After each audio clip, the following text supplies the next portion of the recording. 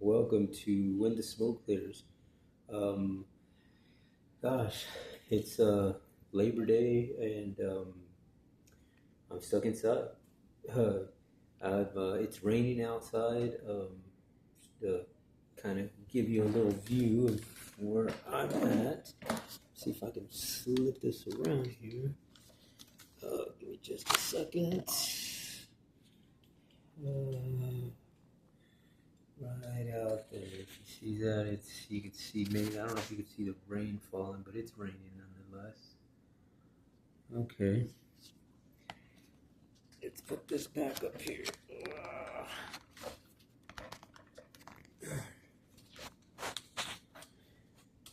No.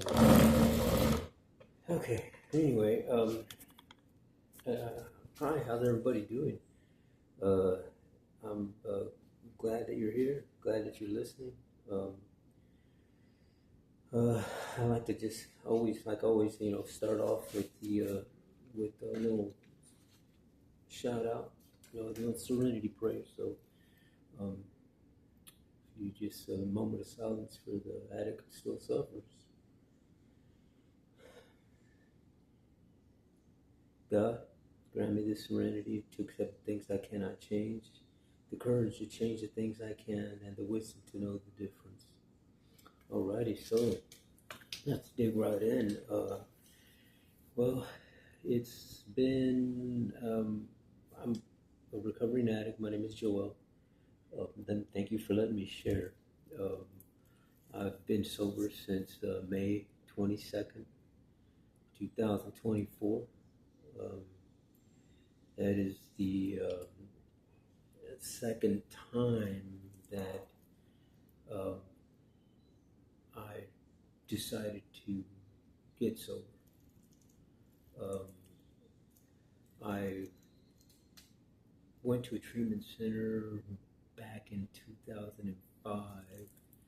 I completed that 30-day program, um, learned a heck of a lot of stuff, uh, you know, learned a lot about the disease, learned a lot about how to stay clean. It's it's a lot harder than people really think. I mean, a lot of people think that, hey, you know what, you can, if you want to stop, you're just going to stop. But it's not necessarily like that. I mean, for a lot of people, they can. I mean, kudos to them. But um, for the most part, if you're an addict, then you're sick. And a lot of people, that's where the fine line comes in, and a lot of people don't understand that. They think that he's not sick. He's just, he just likes doing drugs. He's a drug addict. I mean, he's nobody. He's a, you know, he's a black sheep of the family. I mean, you name it. I mean, you've been called it. And they think that, well, if he wouldn't have hung out with so and so, if he wouldn't have, did this, he wouldn't have did that. No, it's not like that. It's just a chemical dependency. It's something that we as addicts have. We have a problem with that, and it's a disease nonetheless. And until you finally understand that you have a disease and finally admit that you have a problem because your life has become unmanageable, then you begin to understand that you need help. It's not coincidence that every time you landed in a bad spot, that you just got there because you got there. No. 9 times out of 10, an addict has either landed in jail, has done something ugly, has, just hit rock bottom, has wandered out on the street, has, found himself in a motel room just getting uh, blown and tired and just been at, God, you're sitting at home and you just realize that, man, I'm doing all these things to go get more drugs or more alcohol. And I didn't care about who got in my way or what got in my way. It wasn't going to stop and I've hurt people along the way, or I did, you know, whatever it was along the way that wasn't right. And when you finally sit there and you realize that you that's has happened and you're tired of it, then you want out. And unfortunately, a lot of people don't know how to get out, so they continue to use. You know, they wind up in jail. They or they wind up dead. I mean, the big book and the NA book, they say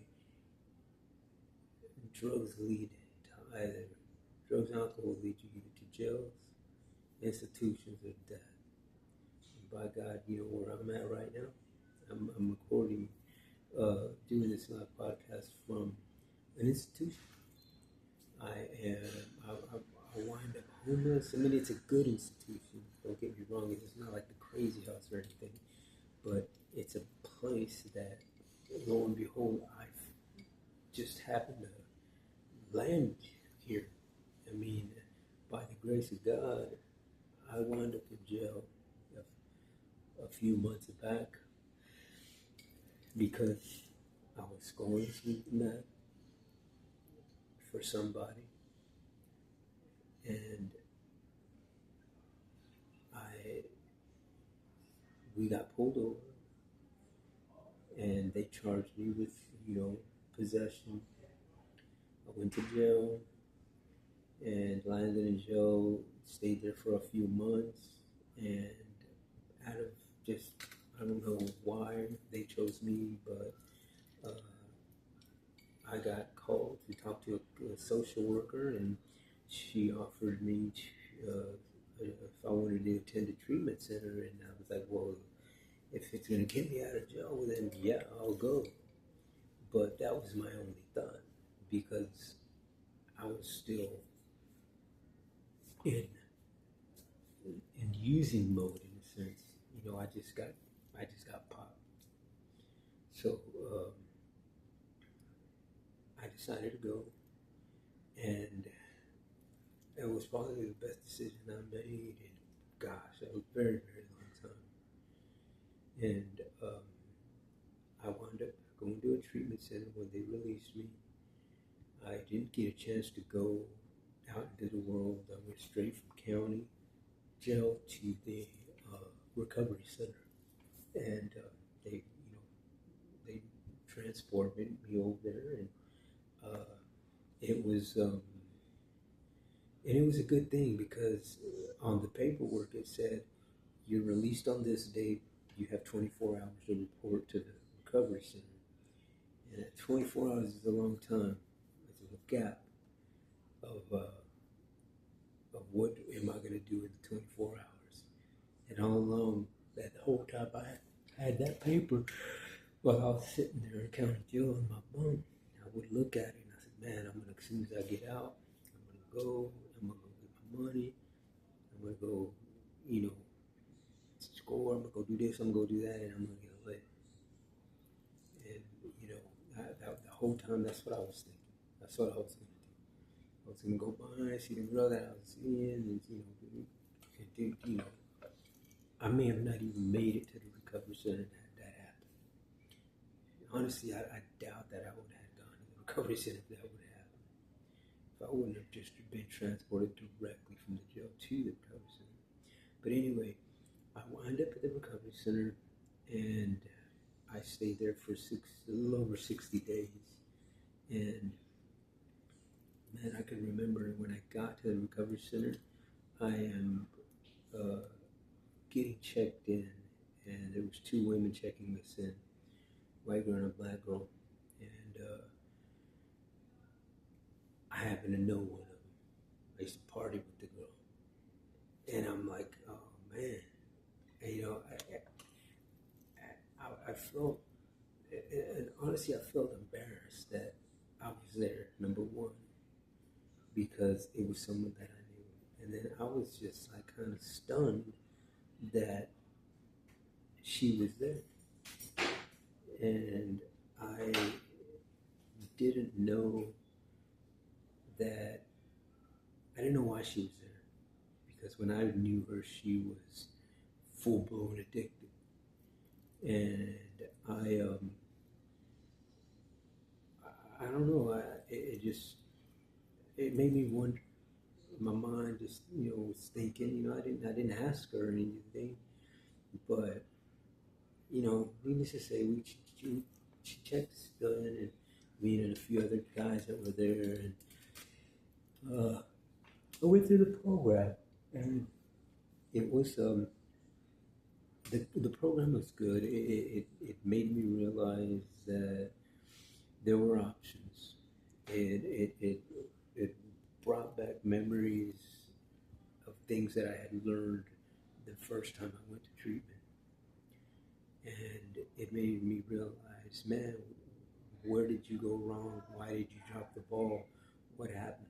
Because when I went to treatment the first time, I was I got out of there after those 35 days, and I managed to stay sober for about 8 or 9 years, I believe. It was a good stretch, and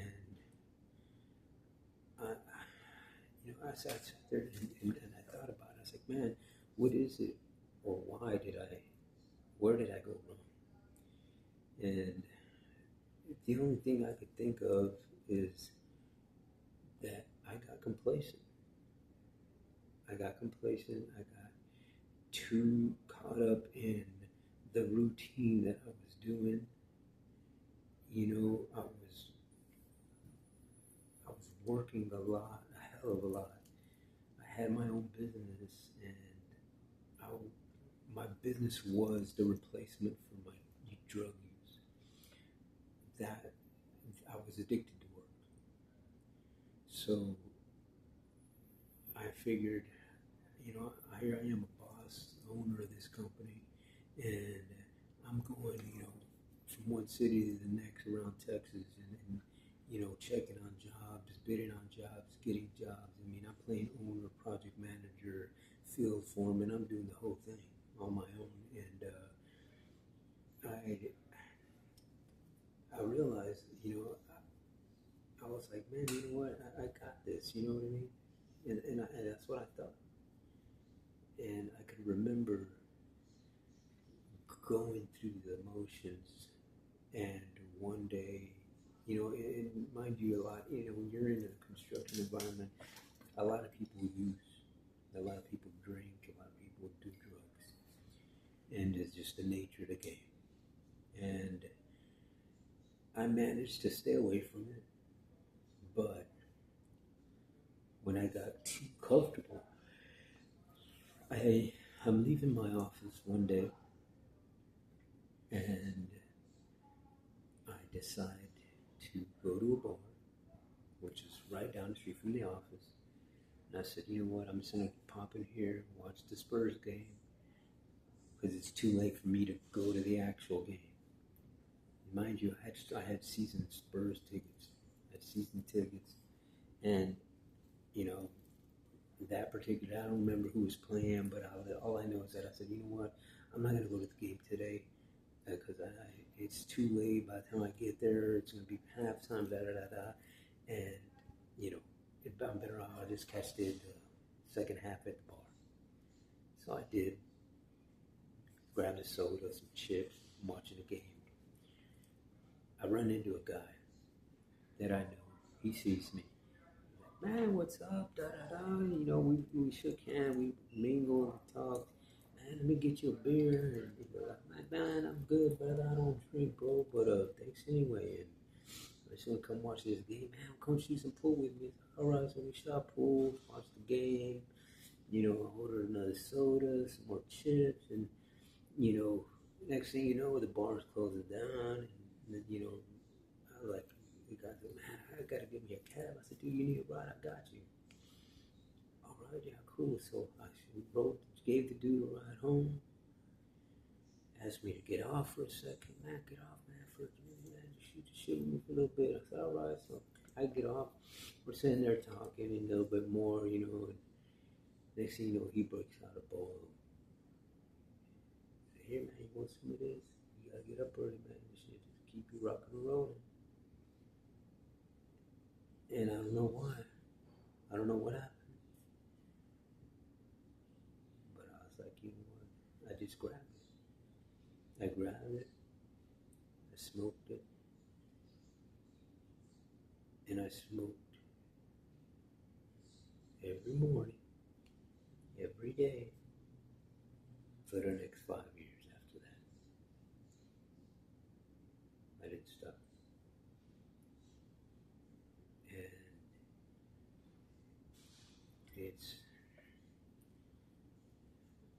I don't know. I think I'm like, man,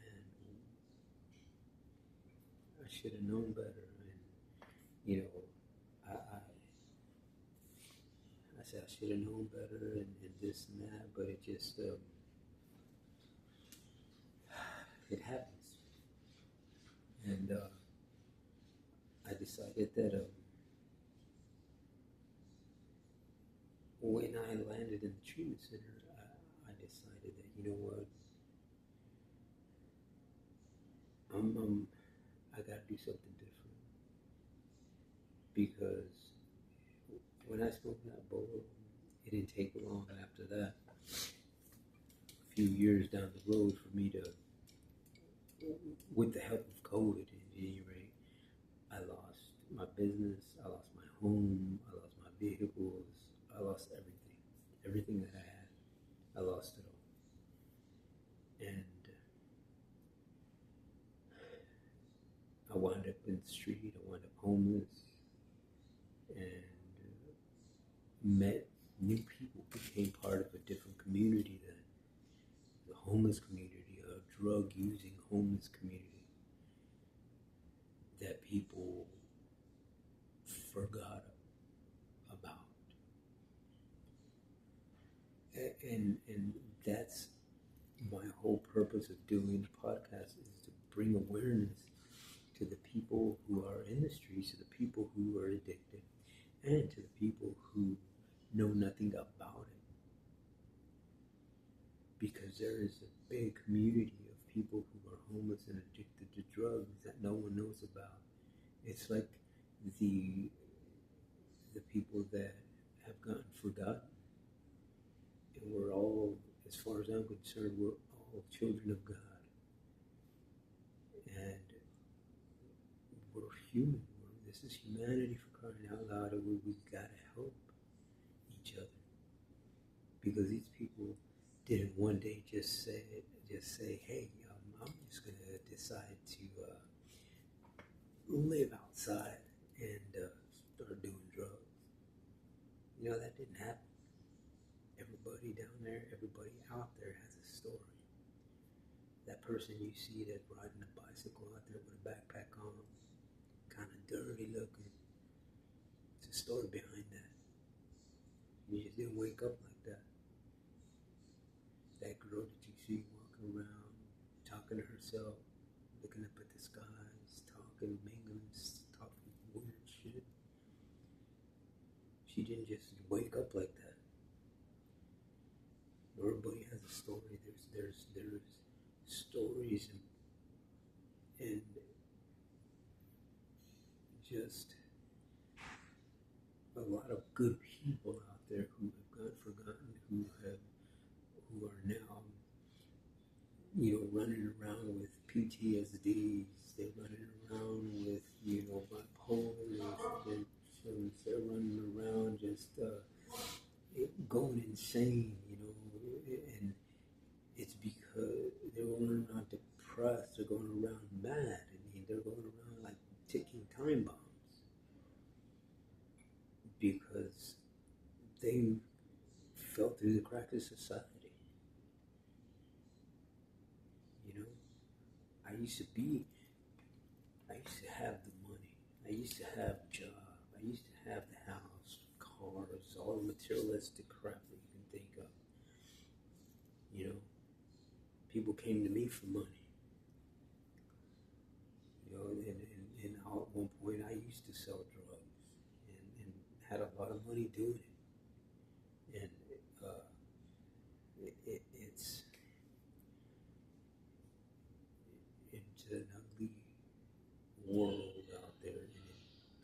you mix the world with drugs, it becomes chaotic, it becomes sinister, it becomes a dog eat dog world. I'm gonna get you before you get me. It's a world of people out there just running around, a bunch of opportunistic folks. If they see an opportunity, they taking it, no matter what the freaking consequence is. If they see an opportunity to get something that's going to get them the next fucking fix, guarantee you that's happening. Whether it's stealing, whether it's mugging, I don't give a shit what it is, it's gonna matter. So you gotta be on guard the whole time. I mean, you just being out there puts you in such a traumatic fucking state that you can't sleep, you can't rest, you can't do nothing because you can't trust. You know, I've had my vehicle stolen, I've been, you know, chased, you know, I've been, you know, attempted, you know, muggings, and people try to beat me up and you know, to take what I had. And you know, luckily, I've always been a fit dude, so I'm able to, you know, be hard. You don't have a tough time trying to mug me. I guarantee you that. But I mean, that's here nor there. But you know, it's my point is, it's a world that people know and don't know that it's there. Government knows that it's there. Government does a little bit to help you out, to help those out, but nobody. Here's my point. Nobody is going to help you unless you show the initiative, unless you get up and do the walking. If you go do some work, if you do the legwork, there's programs out there that can help you. Don't wind up like a lot of people who wind up in jail and they stay there, or wind up like a lot of folks that I know who have stayed in a motel and not made it out. I know a lot of people who overdosed on drugs, especially with that fentanyl going around and everything. I mean, it's something else. So I just wanted to let you know that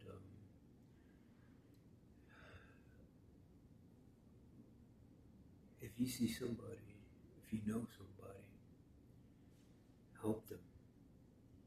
You know, you don't have to, you know, give them your money or anything. Like, you know, a couple of dollars or what I need you to do is pray for them, number one, and let them know where to go get the help. Let them know that there is help out there for them. All they got to do is go to these places, call these places if you're able to call, and if they need a ride, all they have to do is call the place and tell them, look, I need help, but I also need a ride there. Can you help me? You know, if you're sitting on the street and you need help, people are more compassionate and empathetic than you think if you just ask. Let them know what it is that you want. Because nobody can read your mind, that's for sure. Nobody don't know what you're thinking. But if somebody knows that you're seeking help, I can guarantee you that they're more likely to help you than if you're sitting there asking them for $1 or 50 cents. But they'll direct you on who to call, perhaps. But on the next episode of When the Smoke Clears, that's one thing that I think that I'll have some more information on that for the folks locally here in San Antonio, Texas, because there's a lot of programs out there that can what I'll do is I'll have phone numbers and locations, and potentially maybe I'll have somebody maybe who would talk about it, or maybe someone who has gone through some programs who know and how they work, because um, mind you that the community here, that of people getting the help, who are in the process of getting the help, they want to help, and they'll they're the ones who talk to, because they're the ones who are doing it. They're the ones who are in it, and the ones who have gone through it are the ones to talk to, and who know how to maneuver through the whole system to get you the help. But it's out there. The help's out there. So again, God bless you, and thank you for watching my podcast. And again, next time when the smoke clears. So keep praying, keep moving forward. Thank you.